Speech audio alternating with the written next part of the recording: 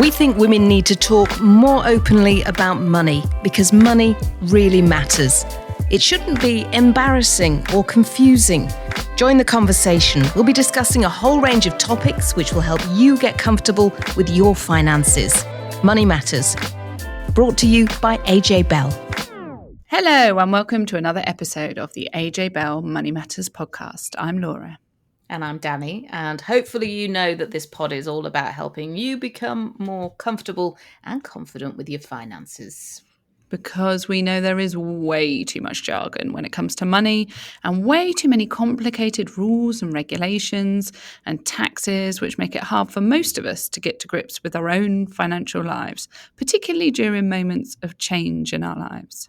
Yeah, because sometimes it can be really difficult to see the wood for the trees. But don't worry, because we are trying to break down those barriers one topic at a time. And this week, as the podcast is released into the wild, it is also Pension Awareness Week. And there is so much out there, really useful articles and webinars to help everyone figure out where they stand with their pension planning. That, of course, is if you are listening to the podcast as it is released, but we always have some great stuff on pensions on our AJ Bell Money Matters website at all times of the year.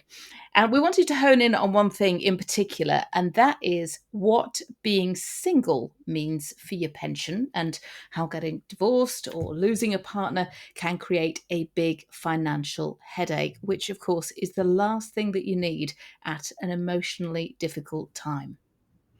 And it might sound a bit maudlin, but we know that women in particular often feel that they don't have the knowledge they need to help them navigate increasingly complicated lives. And getting a foundation, so learning some of those basics before you're hit with the really big life events, can be really empowering. So we've brought in one of our brilliant Money Matters team, AJ Bell's Senior Technical Consultant, which is a very fancy job title. Essentially, she's a guru of all things technical, pension, tax. She knows it all. So Lisa Webster, she is here to break down some of the myths around pension sharing and about those extra things you need to think about if you're single and heading into retirement. Yeah, we've spoken about the single tax. In fact, we've done a whole podcast on it. So do go back into our archives and take a listen if you want some information on how being single can impact your day-to-day finances at any age. But stay tuned to this episode to hear Lisa break it down when it comes to retirement. And I learned a lot. And I also realized that I'd made some big assumptions about pensions, retirement, partners, whether or not you get their pension, particularly the state pension. And a lot of the assumptions that I had were just plain wrong. And that is one of the things I love about doing this podcast is that we learn stuff along the way. People probably think that we know absolutely everything there is to know. And whilst I love that facade for us, that isn't always true. So we definitely learn a lot through these interviews as well. And I think one of those assumptions that a lot of people make is that everyone's estate will be hit with inheritance tax when they die. And there have been lots of news stories over the years that have credited it with being the most hated tax in the country. But the latest figures from the government show that fewer than 5% of deaths resulted in an inheritance tax charge. That's looking at the period 2022 to 23, which is the last lot of figures that have been published. But the reason there's so much talk about inheritance tax at the moment is because there were quite a few changes announced in last year's budget, which are expected to increase the number of estates that do become subject to inheritance tax. So there's limits on the tax reliefs that are available if you're leaving businesses, farms, and pension pots as part of your estate. And I think lots of people will have seen the headlines on those. And I think it's definitely worth us drilling down into that in more detail on a future podcast. Of course, obviously, more on the pension changes than the farm changes. We might need to get a farming expert on, Danni, for that bit of it. Well, my dad was a farmer, although that certainly doesn't make me an expert when it comes to inheritance tax and farms.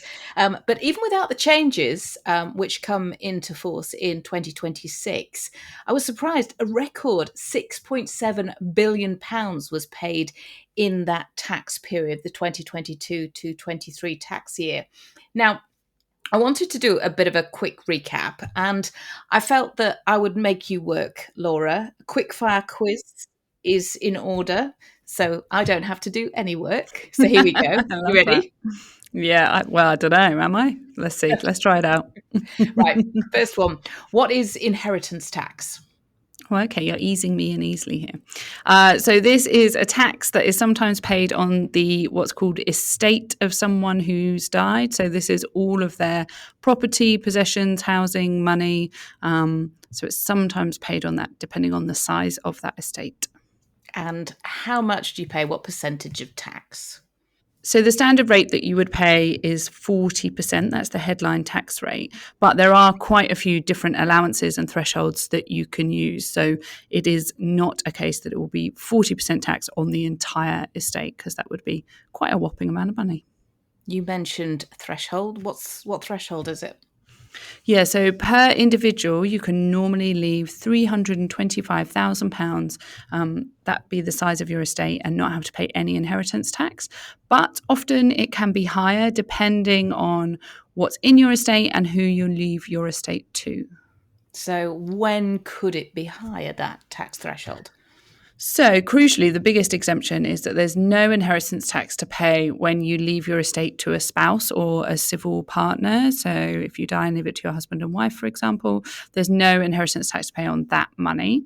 Also, there's some extra exemption given. So, if you own a property, if you own your home and you leave it to your children or grandchildren, and that also includes adopted, foster, step versions of each of those, then you get an extra inheritance tax threshold. So that increases it to £500,000 per person in that example. There are some rules around that. So you start to lose, this gets complicated, but you start to lose that if your estate gets over a certain level. So there are some technical rules around that extra threshold. I'm getting the feeling that there are lots of rules and extra technical bits and complications which make Always. even what is already complicated even more complicated. And one of them is this 7-year rule that I keep hearing about. Yeah, so this is one of the big ones that's also been in the news recently. So this relates to people that making gifts of money or possessions to people before they die. So if they do that and then survive for 7 years after making that gift, then no inheritance tax is due. But if the gift fell in that 7 year period before they die, then the estate may owe inheritance tax. But may is really crucial here. There's certain gifts that you can give each year, up to certain amounts to different people, that are completely free of the 7 year rule. And even if you did fall into the 7 year rule, it's on a sliding scale. So that 40% headline tax rate that we talked about earlier, that kind of reduces as the years go on when it comes to these gifts. But it, as I'm sure you can tell, gets a bit complicated. So it's definitely something that you should consider getting advice on if you plan to gift money and you think the rules look really tricky to understand, because it's something where you want to have decent kind of documentation and paperwork to make sure that when you do die, the people that are dealing with your estate have all of the information that they need. And that's really where our one big thing starts, because there was a bit of research that caught my eye over the summer, and it was published by fund managers M&G. It found that almost 1 in 3 people who expect to receive an inheritance of at least £300,000 don't understand the rules. And it also found that because of the complications and all the changes, the lack of understanding means that people aren't properly planning, which completely makes sense. If you don't understand the rules, then you're not going to make the best use of the allowances and the gifting and all of the various things that are available to you. On top of that, women are obviously becoming a bigger part of that story because they tend to live longer than men. So lots of women will tend to outlive their spouses, and then they may have inherited money from their partner, and their estate will be the kind of final estate that won't benefit from that exemption where you pass on money to a spouse and it's inheritance tax free. The good news is that 80% of women who talk to a financial advisor are using tax efficient strategies to pass on wealth. And so that planning is also helping them have conversations with their families about what's going to happen when they die, what's going to happen to their money, and also how they're making best use of those allowances. But just over 2/3 of women with a financial advisor feel comfortable having those discussions. But that number drops to just half of women who don't have an advisor. And so I think that survey really helps to highlight the value of, if you have an estate that's big enough that you think might be impacted by inheritance tax, and you find the rules really tricky to understand yourself, the value of getting an outside expert to come in and help you out. And we know it's hard to have those conversations, whether you're talking about funeral planning or estate planning or anything like that. It is hard. It's sad, but really, really important. And, those discussions are becoming even more important. If you think about houses, house prices have gone up and up and up. So the valuation on a property that you might have bought years ago might suddenly sort of push you into a bracket where you have your kids or your grandkids, people that are inheriting your estate, have to pay inheritance tax. And of course, with the changes to pensions as well, which are coming in, that is going to make it really crucial to have those conversations and potentially push a lot of people who think, right, well, I don't have enough money to talk to a financial advisor. Well, they will find themselves in a position where really they do need to be getting some kind of advice. Yeah, and I think if you're in the position where you don't have the available cash to pay for a financial advisor, or that's not a route you want to go down, the fortunate side effect of these rule changes is that there's lots of explainers and there's lots of helpful stuff out there. If you want to spend the time and you don't find it too overwhelming, you can kind of learn about this stuff yourself if you did want to. And like we said earlier, we'll do when it comes closer to that pensions inheritance tax change coming into place, we will do a whole podcast explaining it all and helping to break it down. But let's move on to our chat with Lisa Webster about pensions and being single. So she's got tips on what to think about if you get divorced or lose a partner before or during retirement, because the single tax, which is having to pay for all of your household costs by yourself, from heating the house to broadband subscriptions and water, and a common bugbear, which is only getting 25% discount on council tax. All of this is a big deal. And as Danni said earlier, we do have a podcast all about that single tax. So listen back if you're interested. But right now, let's hear what Lisa had to say when it comes specifically to being single and pensions. Lisa, thanks so much for talking to us. We've done quite a bit on the single tax. So that's the extra stuff that people who are living alone have to pay, things like council tax. They get a discount, but not a 50% discount. But what if you're single and taking a pension? Let's start with the state pension. Okay, so I mean, with a state pension, what's really important is to know what you're going to get as much as possible. And even more so for single people, because if you are relying solely on yourself and not joint finances, obviously that's going to have a big impact.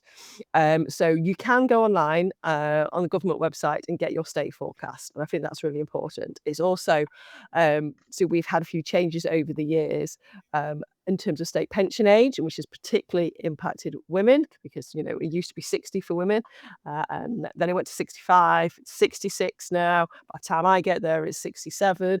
And it could be, depending if you're younger than me, as a lot of people listening will be, it could be further ahead than that. So it's really about being prepared. So if you go online, you can have a look at your state pension forecast so you can see what you're going to get. And that will tell you, if there's any gaps in your national insurance record, because you need a minimum amount on your record in order to be able to get full state pension. If you have got gaps in the last few years, it tells you how you can fill them in. Normally, you will have, if you're working above a certain amount, you will have a national insurance records for each year. You also, if you claim child benefit, you will automatically get it, when you have young children that you're looking after. As long as you are claiming that, then you will get a credit for that. And for caring, there are certain ways you can get credit rather than just working towards it. But the best way is to go online and check your records, and so you can be prepared, so you have an idea of what you're going to get. So sometimes you can fill gaps at a relatively low cost, depending on your circumstances. It will tell you how to do that. So I think that's the key thing, really. You are in control. You're not relying on somebody else. So be prepared and have as much information as possible. And of course, if you're living alone, then you've got to shoulder all the costs alone. So just like the single tax, you're still going to have to pay for your broadband and your heating and your lighting, whether there's one person in the room or two. And the one thing I've seen from a lot of the ready reckoners that you see in the papers, that the state pension, if there are two of you, it sort of covers a very basic retirement. But if it's just you, it falls a bit short. Yeah, obviously it is a lower rate for a single person than two people living together are going to get under the state pension.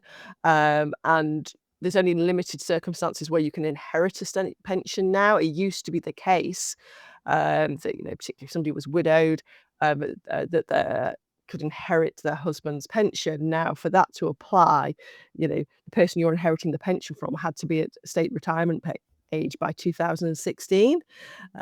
So, you're looking at people who are in their 70s now. For anybody younger than that, that's not going to apply anymore. So yeah, so it's even more important that, people are aware and prepared for it. So let's also talk about workplace pensions or private pensions, because we know that we spoke about it in the last podcast episode, that the gender pensions gap, when we're talking about state pensions, it is narrowed. It's almost disappeared. But when we're talking about private pensions, it is still significant. And if you're a woman and you're living alone, that's a double impact. Yes, I mean, lots of women in couples will be, reliant on their husband's pension to a certain extent, or it's very much, having a big pension gap if you're part of a couple. If your husband has a large pension and you have a small pension and you're pooling everything together, that's much less of an issue. That if you have a small pension, by yourself and, you're supporting yourself or potentially supporting children as well, that is much more significant, much more of an issue. And so it's really important to sort of take control and to, save as much as you can, as much as you can afford. And the earlier you start doing that, the better, to help with that situation. Now, of course, there can be a lot of reasons why people find themselves living alone. And one of those reasons is because they go through a divorce. So let's just focus in on that. And if we can start with people, as we've said, this pod will focus on women, so women in particular, what do they need to think about if they're in the process of getting a divorce? Okay. The really key point here is that pensions aren't overlooked. I had a quick look earlier today at some statistics on this, and it's actually really, really quite horrifying. University of Manchester did some research in 2023, and they found that in about half of couples, one party, that's usually going to be the man, isn't it? We know this, has over 90% of the pension's wealth. And in less than 15% of couples was it approximately equal. So it's obviously hugely biased, as we know from the gender pensions gap. So it makes it so crucial because after the house, the pension is normally the next biggest asset for the couple, that will be owned. And yet only an estimated 71% of couples overlook pensions in divorce and don't take pensions into account when they're getting divorced. I think, particularly for women, your priority, if you're going through, obviously, it's a very difficult, very emotional time, your priority is going to be to put a roof over your head. And if you've got kids, to child support. I completely understand that. But that's, I think it's probably a big part as to why that point in time, particularly, if you are young and you've got children to consider as well, rather than later on life, your prime concern is going to be about the here and now. And, you worry about the pensions much later. And in some ways, I think that can let the men get away scot-free a little bit and, with their pension, because if some of the reason is, that you don't have the pension savings, particularly, it's because you've had a career break to look after children. You might be working part-time if you've gone back to work at all. You're going to be earning less because you're supporting them, then it is, there's a reasons why we know there is a gender pension gap. So it is really important that the pension is taken into consideration. And it's all kinds of pensions. The only you can't share, as we touched on, is the state pension. But apart from that, pretty much any other pension can be shared. So whether your partner, your husband has got a defined benefit pension scheme, with a scheme pension in it, whether that is a public sector pension, whether it's private pension, any kind of workplace pension, defined contribution pensions, they can all be shared. And you can have the most common type now of how that is shared is what's called a pension sharing order. And a pension sharing order is decided, it's either if you agree, it just gets rubber stamped by the courts, or if it's contested, the court can decide the split for you on that, and it will give you a share of their pension. And it's expressed as a percentage, and a share of their pension, you get a pension credit for that, which then can be transferred into a pension in your own name, which means you have control of it. You can take benefits when you want. You can invest it how you like for a defined contribution scheme. If you're, say, if we're talking about your husband here, if they are a member of, say, the NHS, or they're a teacher and they're in a public sector unfunded scheme, that can be shared as well. You can't actually transfer that and take control of it yourself, but you become what's known as a pension credit member of a scheme, which means it's actually in your name. It's still, you access the benefits when you reach retirement pension age, not your spouse, your ex-spouse. And so you have control of the benefits as if they were your own, as if you were a member of that scheme. And so by having a pension sharing order, it does allow a clean break because you're not connected or tied in with them. Also, importantly, not like some of the old sort of earmarking orders or certain scheme rules and things you used to have in the past.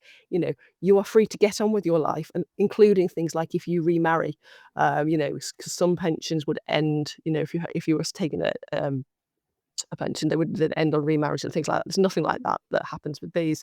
If you have a pension sharing order, it allows you to have that break and get on with your life and have some, security for your future as well.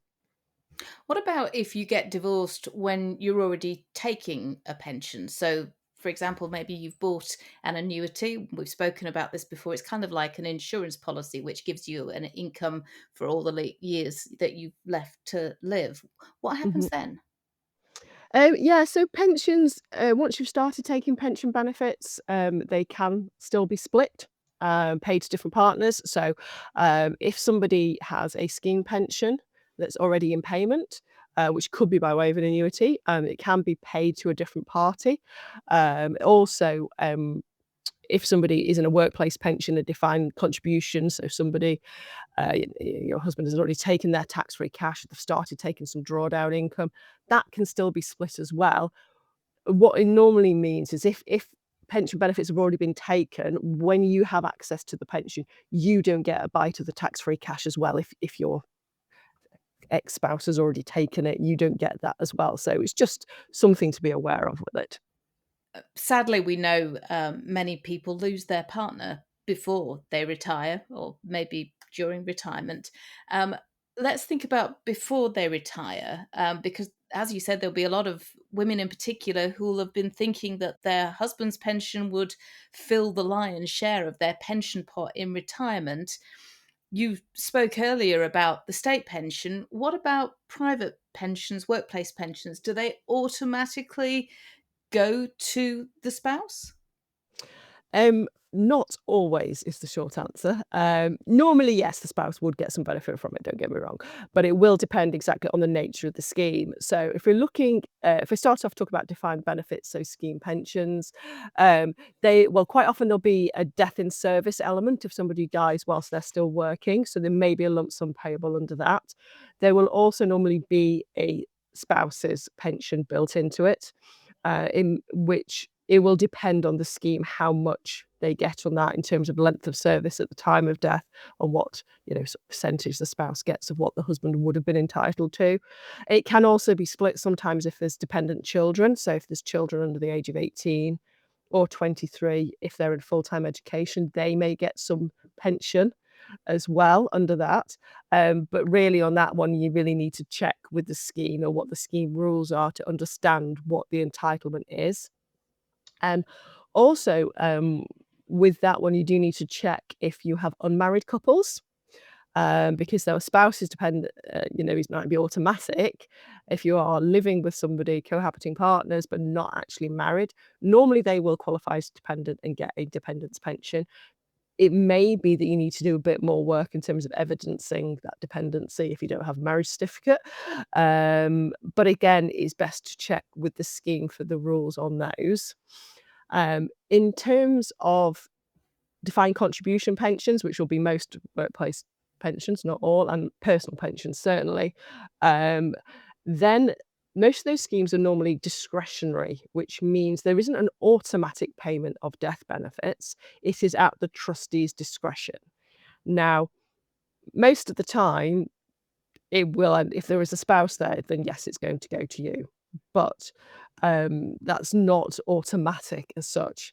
So with those ones, easiest thing is obviously if your husband has nominated you and you are the dependent, then that's quite straightforward for the trustees to make that decision and pay it out. But it depends, they might, if they've nominated somebody else, for example, they might have nominated their children, or if they have children from a previous relationship, and there's all kinds of things like that, which the trustees will take into consideration what nominations that they have made. Even if no nomination is made, so the member hasn't said who they want the death benefits to go to, there is a legal duty for trustees that they will always consider dependents, and as a spouse, you will always be a dependent. So they will always consider paying to you, and in most cases, yes, you will get it. What I would say is, with these things, it's best that you have the nomination up to date in place, saying that they want the death benefits to go to you, unless they do want some to go directly to the children, or whoever, but that that's been discussed and thought about, so there's no nasty shocks. Um, and again, if you have non-married couples, those death benefits could be paid to them if they've been nominated. But if they haven't been nominated, that one takes a little bit longer sometimes, because how do you prove that you are a dependent? Because, if you're married, you send in a marriage certificate. That's very obvious. And to actually demonstrate a financial dependency or interdependency, as you call it, people where their finances are related, you're living together like a married couple, but you're not married, to evidence that for the trustees to conclude that you are dependent, you are the appropriate person to get the pension if you're not a family member. And obviously that process can take some time, whilst they have to go through these discretionary processes. So to answer your question, Danny, it is not automatic that it happens, the minute, and they, okay, right, yes, we just pay it out to the spouse. There are a few hoops to go through first. Let's say for non-married couples, that's probably a bit of a longer process. So it's, I suppose, making sure your nominations are right will make the process easier. So in terms with your wishes, your family circumstances, that the people involved are aware of what the nominations are. So when it comes to the time, and actually say particularly for non-married couples, it might take a little bit longer. So even if at the end of the day you do get the death benefits paid out, if it's a few months' time. So have you got finances to cover you for those few months whilst this is all sorted out? So yes, it's not always automatic. Very complicated, but what you said there about being proactive, I think that's important with everything to do with pensions. So it's about making sure that you have conversations with your spouse, your partner, your children very early on. And that goes for yourself as well, in terms of nominating. If you're working and you've got a chunky workplace pension, private pension, making sure everything's up to date and squared away.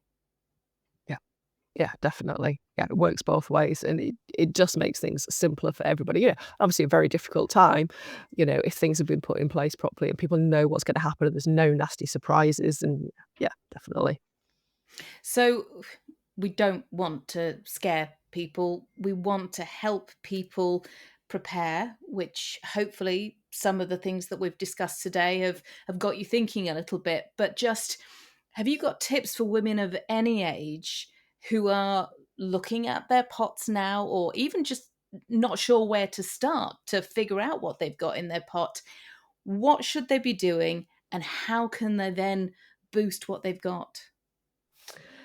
I mean, I think the main principle, I'm sure we've said this before, is really it's about putting away what you can afford. It's obviously, we have day-to-day needs that have to be met, but, if we have any spare income, the advantages of having it in a pension, in that tax wrapper, so it builds up. The earlier you can start, the better. If you haven't started saving already, and you're in your 40s or your 50s, it's not too late. Whatever you do now can help as much as you can with that.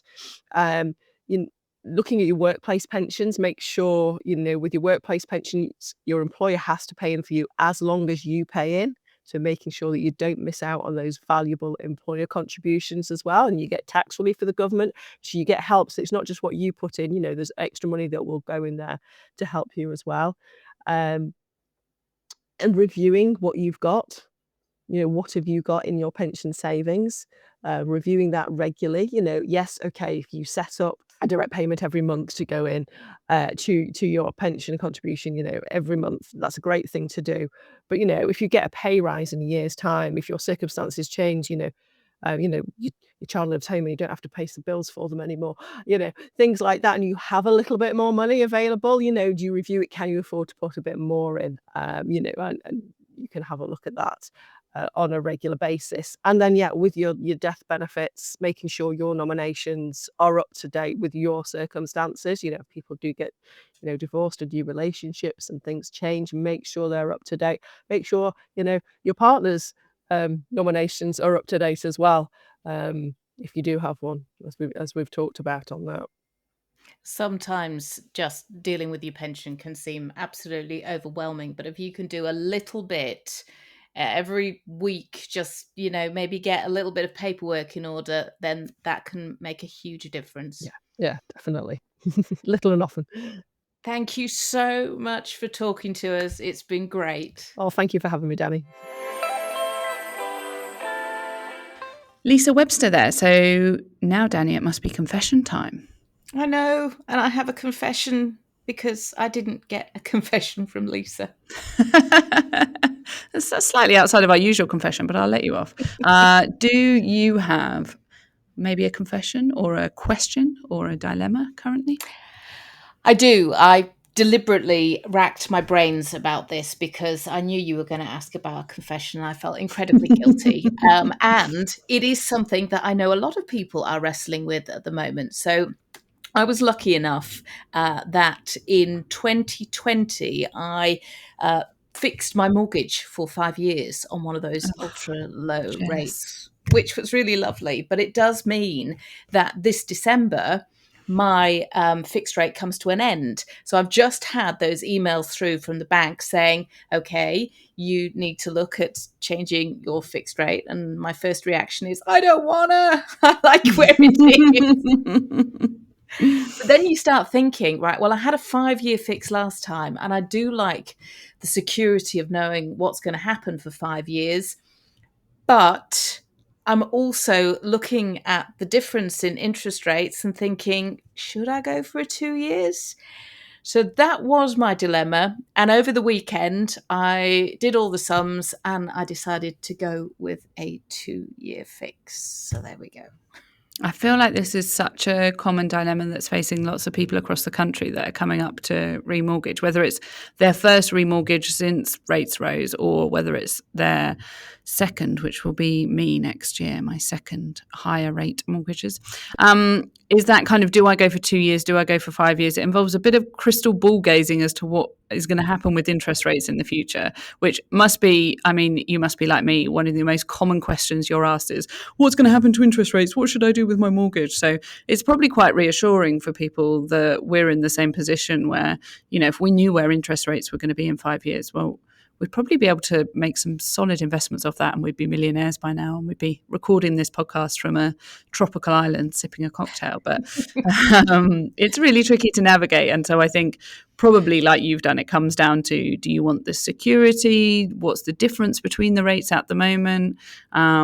Of course, if someone's in a similar position to you where they've got a few months still until the mortgage deal is coming up, then our top tip always is, if you're 6 months or less out from your mortgage deal coming up, then you can lock in a new mortgage rate and then change it if rates do drop, or if you change your mind closer to the time, if those rates start to change and maybe the 5-year fix looks a bit more appealing, then you can switch on to that later on. So something I'm sure you're doing and lots of other people as well. So I will keep a close eye on it. And there wasn't a great deal of difference between the interest rate I was offered between the 2 and the 5. And I just thought, right, I'm going to go with the 2 and hope that I don't regret it.